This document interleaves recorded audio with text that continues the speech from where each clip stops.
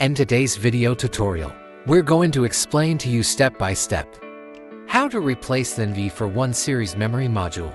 What do you need? Something soft for under the laptop so it doesn't get damaged, a tray to put the screws in, a screwdriver, and a new memory module.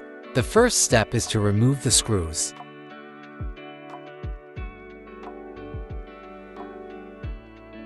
Now you can carefully remove the bottom case. First, remove the old memory module. Now take the new memory module and replace it in the same way. You can put back the bottom case.